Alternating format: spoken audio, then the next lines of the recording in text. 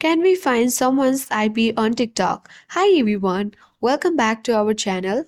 This is Rose and I'll guide you if you can find someone's IP on TikTok.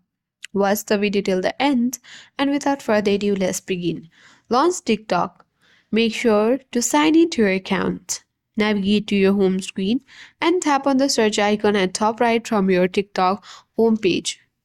Now search for the user. So I'll be searching for the random user. Go ahead and open the profile. Now on their profile feed, you'll be able to see different website link, for example, YouTube. When you tap on one more, you will see the other YouTube ID as well. When you tap on that particular website, you will be navigated to that particular website, that is YouTube or Instagram. But here we can see that there is no such IP given on this profile.